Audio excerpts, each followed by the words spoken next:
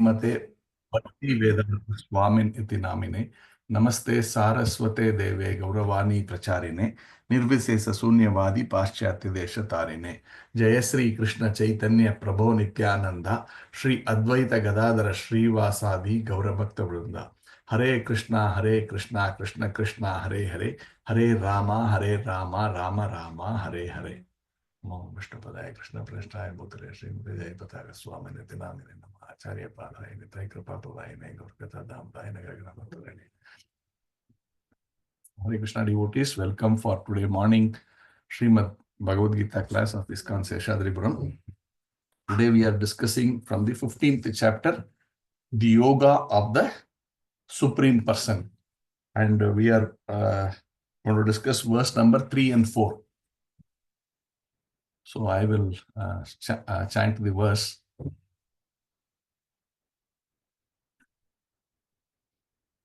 Na rupam asyesha tato palebhyate nanto na chadirna cha sampratishta ashvattam yenam suviruda moolam asanga shastrena dridhena chitva tatah padam tat parimargitavyam yasmin gatana nivartanti bhuyah tam yeva chadyam purusham prapadye yatah pravrittihi prashrta purani. Translation: the real form of this tree cannot be perceived in this world. No one can understand where it ends, where it begins, or where its foundation is. But with determination, one must cut down the strongly rooted tree with the weapon of detachment. Therefore, one must seek that place from which, having gone, one never returns, and there surrender to that Supreme Personality of Godhead from whom everything began and from whom everything has extended since time immemorial. So, here there is this last, I think, couple of verses has been going on about this particular tree. This tree is upside down. It's a kind of a banyan tree kind of thing, which is upside down, huge. And in this particular verse, there are some more details given. Earlier verse also, you would have got some more details about this tree. This is a kind of an imaginary tree, but it helps to understand what is our position and how we are sort of in this material world, and how we are going around in circles, and what needs to be done to get out of this messy situation of all the jivas who are caught up in this material world. So here some more details are given, and this clearly mentioned, this real form of this tree cannot be perceived in this material world. Means there are two ways of understanding it is that this is one is it's an imaginary tree. The other thing is, this is a statement of the Lord where he says no one can understand where it ends. So therefore, this is a reality. We are in this material world, but actually, if you have to try to find an answer to that, there is no one in this world who can help you. There's an extension of it, but to begin with, I'm stressing on this to understand that one cannot simply try to take shelter of some kind of like Google or something like that, right? There is someone who's got some kind of a lead into this one. This kind of that kind of thing doesn't help. Therefore, to have knowledge of someone who knows about this is literally zero. Then how do you get to understand this? That's the question that we will understand as a little later. Then unless we understand that, we cannot break through this whatever the hurdles that we have to get out of this entanglement in this material world. So it is also mentioned that to get out of this mess, one has to cut through all of these, whatever the different branches and the different things, and then we need to proceed further. but we do not know where it ends. So this is a very difficult situation.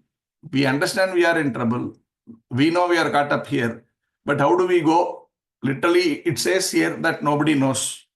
That's the other difficulty. But the answer is also given there. There it is saying that one needs to surrender to the Supreme Personality of God. So that is the beginning point. So if we want to really get out of this mess, the only person who can help is the Supreme Personality of God. So one needs to make that attempt. One needs to make that attempt. And we all know that earlier chapters we have clearly studied how does anything happen for a particular jiva in this material world. Not that I can do anything about it. Physically, I may have hands, legs, brain, everything, but I cannot do anything. Everything is done by the three modes of material nature. We have studied that earlier. Then how can I do it? So the only thing I can do is desire. So both for material, spiritual, everything, the only thing that I can do is desire. So if we understand these words by the Supreme Personality of Godhead, we are actually in a very helpless situation. I can't find out someone who can easily tell me what it is. I cannot myself find out because there's no one who knows about this. Means that includes me in this material world. Because in material world, nobody knows means I am also in this material world. And I can't be speculating. That's useless. I have tried so far, nothing has happened. I'm still stuck here and I'm getting more and more deeply sucked into this material situation. Therefore, how do I get out of it? Therefore, the only thing is desire hard. When we desire hard, Krishna, sitting in our heart as Paramatma, then sends us that spiritual master. And of course, the spiritual master is not in this material world. That is the other thing. Sometimes when people would have had this question when I tell in the beginning, oh, then how you are saying nobody is there in this material world who knows this, then how the spiritual master? Because the spiritual master is not in the material world. He is supposed to be the person who is completely realized and they are liberated souls. So the only way to understand this is through the persons who are not situated in material platform, are not in sense gratificatory mode at all. They are these so-called Goswamis. They are above the senses. They are above the body. They are living in the spirit platform. Only such persons can actually help us get out of this, understand this whole thing first, and help us how to get out of this situation that we are entangled in. And then it's clearly also said you need to cut through these branches. And it is said, these branches are the different desires and enjoyment things. That is basically all these material attachments to various things, including some subtle, some gross, like, we have desire. We have so much attachment to our properties, to right from the whatever vehicle we have, to the the house, and then we want to build more and more physical assets, the farms and this and that, so many things. We keep on having this desire. Then there is the subtle connections which are with relationships, like we have so many different types of relationships, starting from the family to the society, and many subtle different types of relationship. Right from acquaintances, we develop a lot of attachment to people. So like this, there are also the other attachments for my name, my fame, my position, what I am doing. I could be a musician, I could be a orator, I could be a politician. I have my attachment to my office, to my... So the idea is to cut through all of these things, which does not mean one should not do any of these things. That is not what was being mentioned. One should not get in a way attached to these things. These are to be done as a matter of duty. So if I'm working, yes, it is my duty to work, and there ends the matter. It is not that, I start owning it up as though that, this is my life and death, that kind of a thing. I'm here to do a job, I will do a job. And naturally, whatever I get, there is a contract to do certain things, and I need to do that because that becomes my duty. I do that. So similarly, all relationships. I have a relationship with the society. I have a relationship with my family. So I need to do my duty nicely and, with due consideration for all humanitarian aspects. But beyond that, I cannot have too much of a attachment that, I take that is my only thing in my life. Now, that is the whole problem, that this is the only thing and I'm supposed to be dying for this thing. No, I'm not supposed to die for anything. I'm supposed to only desire to get out of this material misery. And in the process, the fact remains I have caught up in this body. And therefore, how do I, being in this situation, not thinking this is also imaginary, but at the same time, trying to find a way out. And that way out is to surrender to the spiritual master first.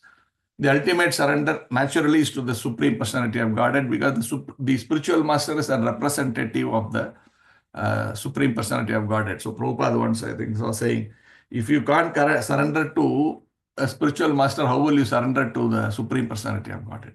So this is a kind of a, what do you call, you can say training. And in the process, he also directly represents the Supreme Personality of Godhead. Surrendering to the to the spiritual master is not different from surrendering to the Supreme Personality of Godhead. But physically, we see the spiritual master. We can see with our eyes, we can have a conversation with that with the spiritual master. And we learn to surrender also through that spiritual master onto that Supreme Personality of Godhead. So this is the process. And it's also mentioned, if you do that, you can actually go back to Godhead. It says, no, the Yadgatva na nivardante is coming here. Earlier also we have seen elsewhere that Lord is saying, two times it is being repeated, Yadgatva na nivardante. That means if you finally find this way, then you go to that supreme planet, which is the Goloka Vrindavan, or for that matter, all the Vaikuntha planets. But here he is specifically talking about Goloka Vrindavan, because he is saying in that earlier verse also, where the same word is used, Yadgatva na nivardante, he says, you come to my abode. So his abode specifically is Goloka Vrindavan. All the other abodes or Vaikuntha abodes are also his, but this is directly his abode, Goloka Vrindavan. Therefore, the idea is to go to Goloka Vrindavan and Yadgatva na nivardante, Taddama Paramam Mama. He says earlier here, you come to that place of mine where there is, come to that, he says, you go to that place from which there is no return. And then he is mentioning there also surrender to the Supreme Personality of Godhead. If you see that, thereafter, one must seek that place from which, having gone, one never returns.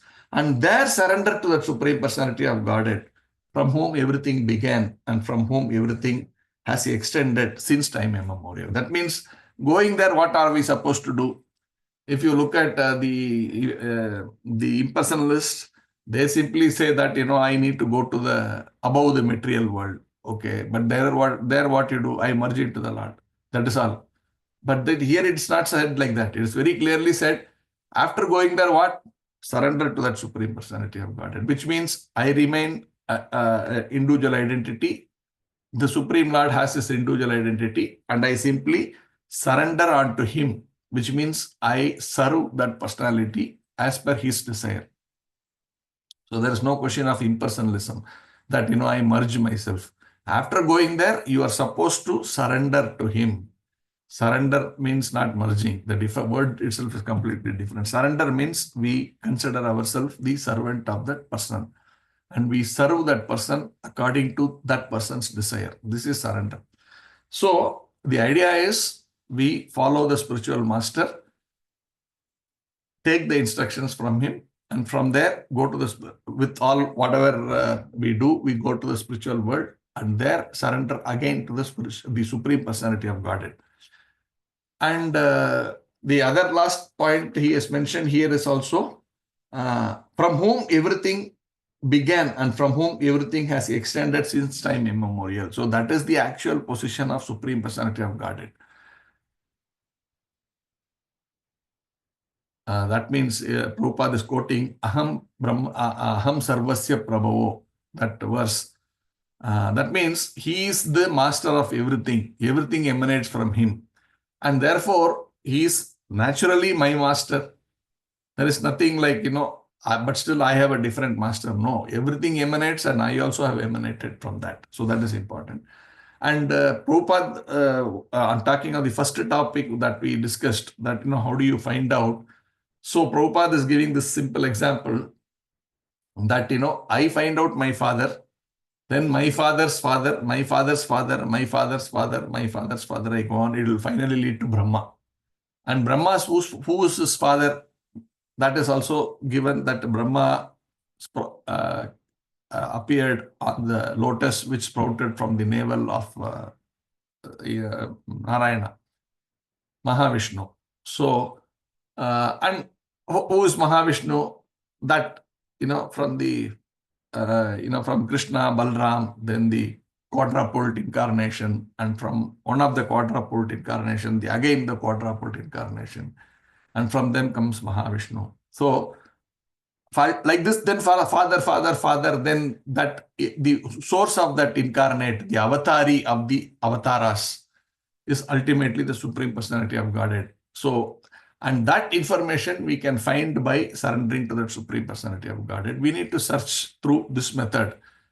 And that is logic, right? My father, he has to have a father, he has to have a father, he has to have a father. Otherwise, I could not be there. And therefore, if that original father is not there, I am not there, though he is the source of everything that emanates. So I am also here because of that original father. If that original father from whom Brahma came is not there, then Brahma is not there. When Brahma is not there, then, it keeps on going like that. And my father is not there. And my father is not there, I am also not there. Therefore, he is the source of the beginning. For me also, I am not independent of him.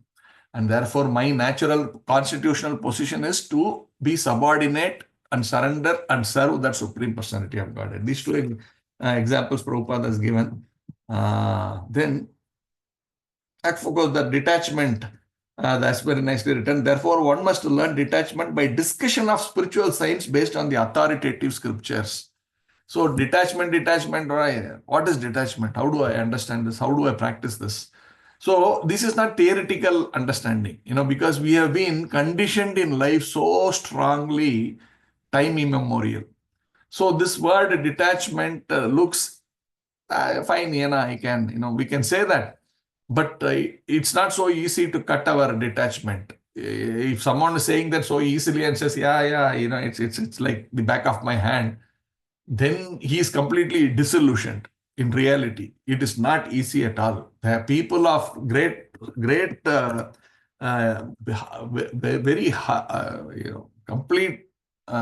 completely knowledgeable personalities from, great yogis have tried to do this detachment and not possible. The example of Vishwamitra, Prabhupada, I was hearing one other example.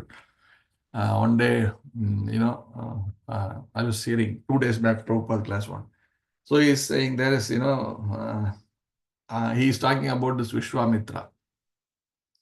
How he was doing penance. He was doing so severe penance to get away from this detachment and come to that complete spiritual platform. And Indra felt threatened. Oh, it is very difficult. He is trying to do this to get to my position. So Indra was very much afraid. So he said, okay, he sent one of his Prabhupada uses the word society girls. So he sends Menaka. Okay, you go and disturb this gentleman who is actually doing severe tapasya. So Prabhupada was saying, so when this lady came, he is in deep meditation, eyes closed, all his senses shut. But when this lady comes and, the sound of the bangle disturbed Vishwamitra. Then he opened his eyes and he sees one celestial, beautiful girl there. That's all. Then Vishwamitra completely gone. And then as a result of that, they get a child. And that child is Shakuntala. And Prabhupada says, you would have known about Shakuntala. Kalidas has written about Shakuntala, like that he's saying. That Shakuntala was supposed to be the most beautiful child, a girl in the entire universe. Her mother is herself beautiful, but this girl is most beautiful. So then Vishwamitra suddenly realizes what has happened. And then Prabhupada says there's a famous picture of this Menaka holding that Shakuntala and telling Vishwamitra, and he's trying to cut out and get away from this family life. And Shakuntala is, Menaka is holding Shakuntala and showing to Vishwamitra and says, "See this beautiful girl child we have, how can you go away?" And Vishwamitra is like this, some kind of Prabhupada talks about a photo like that. That's a famous photo or painting. It should be a painting like that is there. So he quotes that. So the idea is detachment is not very easy. So it is very, very difficult. And therefore, how to do that is a science by itself.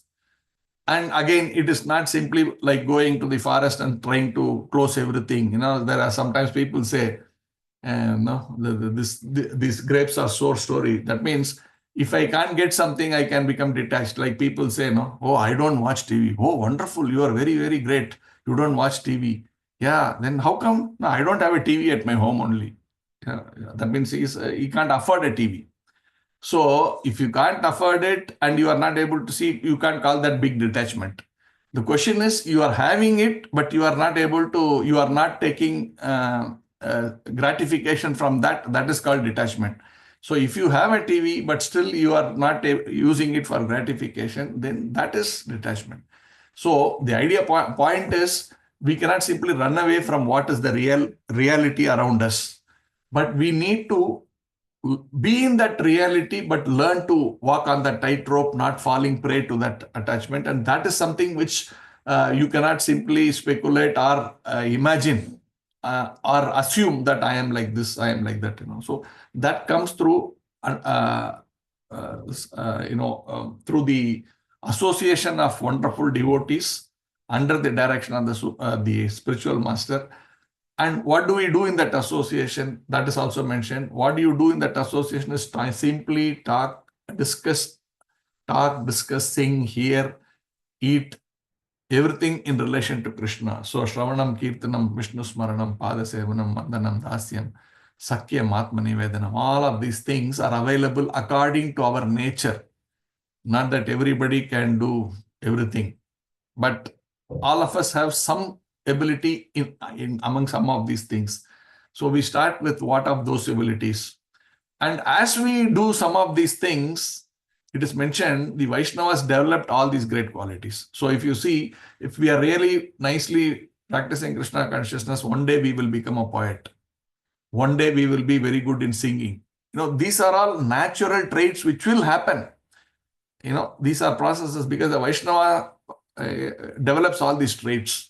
So if you see all the acharyas write poems, how are they writing poems? That means, should I be a poet then to become spiritual? No. You start first becoming a spiritual person, then these qualities develop. And I was thinking the other day, yesterday, Prabhupada had written a nice poem, 8 into 8. Normally they say 8 stanzas people write. Prabhupada wrote 8 into 8, I believe. So that was about Bhaktivedanta Saraswati. There's a class from Vrindavan Mataji was giving. So she was giving the class based on this poem that Prabhupada has written. So Prabhupada, we all know also when he was on the boat, he wrote the poem. So all these things come, all these great Vaishnava qualities, painting, drawing, painting, singing. There are many qualities. There are, 64 some qualities are there. But as we develop our devotion, these things automatically develop. And why I am talking about this is, all these qualities can be dedicated. So that means as I take up devotional service, I get to do so many wonderful things which keeps adding to the bliss of devotional service. So you do nice kirtan, then you do nice dance, then you nicely cook also. I don't know, sir, I never cooked in my life. No, as you become a devotee, you become a great cook also. So you nicely cook for the Lord and serve the devotees. Everybody is so happy. There's so much. So this Krishna consciousness is so blissful, so engaging, and without any side effects at all. So that is the expectation, and that's been told that it is difficult to get out of this material world. But if someone is able to surrender to the Supreme Personality of Godhead and follow the instructions he has given, which is so blissful to follow, then one gets to have the direct darshan of the Supreme Personality of Godhead. One gets to go to the spiritual world, and from there, simply surrender onto that Supreme Personality of Godhead, from whom everything emanated, understanding that he is the source of me, and therefore I need to naturally serve that personality of Godhead. And that is the end of the journey. Means journey to the end. But end means, that doesn't mean, as I said, merge into the Lord, or I have now arrived, now I will go back and sit. But there we serve the Supreme Personality of Godhead. And that is actually the beginning of our blissful life. While whatever we are doing here as a sadhaka is more of a training, but if we are able to elevate, then we are actually living that liberated life. Realized devotees are there also. They are living already in that state, but as a sadhaka, it's more of a training for us. But as we develop that, we also come to that state, possibly in this body itself. Sometimes as we leave this body, we get to that platform. So this is all there. So I end here. If there are any questions or comments, welcome. Hare Krishna. Hare Krishna, Prabhuji. Pranam, Prabhuji. Hare Pranam to everybody assembled. Hare Krishna.